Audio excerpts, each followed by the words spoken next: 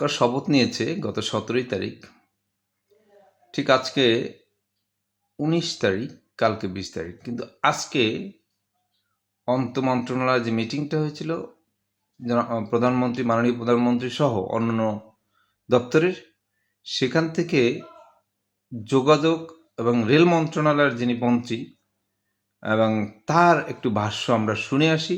মনোযোগ সহকারে আমাদের শুনতে হবে তিনি কি বলতে চান, এটার ব্যাখ্যা আমি আপনাদেরকে দিচ্ছি। চাঁদা সম পরিবহনের চাঁদা যেটা বলা হয়, সেভাবে আমি চাঁদা দেখছি।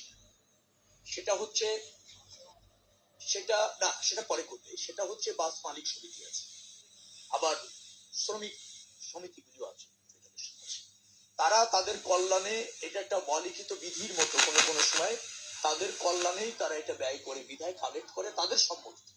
চাঁদা আমি ওইটাকে বলতে চাই যে কেউ দিতে চান না বা তাকে বাধ্য করা হচ্ছে, সেটা হলো চাঁদা।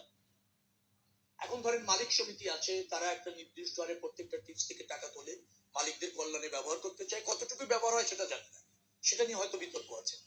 কিন্তু তারা এই সমঝোতার ভিত্তিতে, আবার শ্রমিক কল্যাণ ফেডারেশন এরকম অনেক সংস্থা ওরা আছে, তো তারা এটা সমঝোতার ভিত্তিতে এরকম ভাবে করে। সেখানে আবার প্রাধান্য পায় যখন যার প্রভাব থাকে ওই মালিকদের মধ্যে, অথবা দলের প্রভাবও থাকে। যে দল ক্ষমতায় থাকে সেই দলের শ্রমিক সংগঠনদেরও একটা আধিপত্য থাকে, এটা আছে। কিন্তু এটা চাঁদা আকারে আমাদের কাছে দেখার সুযোগ হচ্ছে না, কারণ তারা সমঝোতার ভিত্তিতে করছে।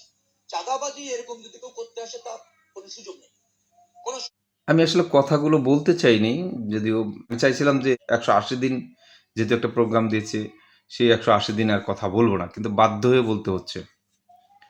তিনি হয়তো জানেন না, সরকার পতনের আগে যে ভাড়াটা ছিল বাংলাদেশে, সেই ভাড়াটা রীতিমতো ঠিকই ছিল, এবং যখন সরকার পতন হলো তখন এই ভাড়াটা হুট করে কমিয়ে ফেললো 50 টাকা, কোথায় 10 টাকা, মানে ওয়ে বুঝে, অর্থাৎ আপনি 10 থেকে 15 কিলোমিটার বা 20 কিলোমিটার হলে ওখানে 20 টাকার মতো কমিয়ে ফেলছে, 15 টাকা কমিয়ে ফেলছে, এক এক জায়গায় এক এক রকম। এটা হচ্ছে পরিবহনের ক্ষেত্রে। এখন আপনি যখন দূর দূরান্ত থেকে গাড়ি আসে, শাক সবজি কিংবা আলু কিংবা পেঁয়াজ, এই সবের গাড়িগুলো আসে, সেই সবের গাড়ি থেকে চাঁদা তুলে, সেখানে এক একটা গাড়িতে 5 থেকে 7 হাজার টাকার মতো চাঁদা তোলা হয়। সেই গাড়ির মালিকদের যখন আমরা কোশ্চেন করি এবং যারা গাড়ি বহন করে তাদেরকে যখন প্রশ্ন করি, যারা মাল আনে ওখান থেকে বের করে বিক্রি করে একবারে মাঠ পর্যায়ে, তাদেরকে যখন কোশ্চেন করি যে এই গাড়ি ভাড়া কোথায় যায়, এবং এই যে 5,000 7,000 টাকা, এটা কি ড্রাইভার তারাই দিচ্ছে না অন্য কোথায় যাচ্ছে, বলছে যে এই টাকা সাধারণত প্রমাণ হিসেবে বলছে যে এই টাকা মূলত আমরা এই পণ্যের উপরে ধার্য করি, কারণ আমরা টাকা কোথায় পাবো।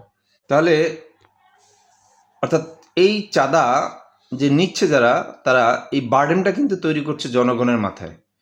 তাহলে উনি মন্ত্রী হয়ে যদি বলে এই চাঁদা যদি কেউ স্বইচ্ছায় দেয়, মাননীয় মন্ত্রী মহোদয়, স্বইচ্ছায় কেউ দেয় না, মানে বাধ্য হয় দিতে। কারণ আপনি যখন মাল লোড করবেন তখন আপনাকে মাল লোড করতে দেবে না গাড়িকে, আবার বলবে যে এই গাড়ি এখানে থাকতে পারবে না, আবার বলবে যে গাড়ি এখানে লোড দিতে পারবে না। এই যে তাদের শুধু খামখেয়ালি করে, তখন বাধ্য হয়ে দিতে হয়, কারণ তার তো ব্যবসা।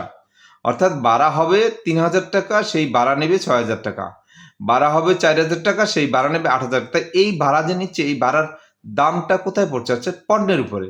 সেই পণ্যটা সাধারণ জনগণ ক্রয় করে, সেই ক্রয়ের ফলে সমস্ত দাম বৃদ্ধি বলেন সব জনগণের মাথায় উঠে, এবং সেটা জনগণ পেড করে। আপনার তো গায়ে লাগবে না। আমার মনে হয় মাননীয় মন্ত্রী মহোদয় মেবি অসুস্থ, কিংবা বলার আগে তো একবার সংকোচ বোধ করা উচিত ছিল। এই দেশের মানুষের স্বার্থবিরোধী এবং মন্ত্রিত্বকে, যারা মন্ত্রী পরিষদে শপথ নিয়েছে তাদেরকে অপমান করেছে, স্পষ্টত বোঝা যায়। আমি মনে করি মাননীয় প্রধানমন্ত্রী অবশ্যই এই বিষয়টা দেখবেন,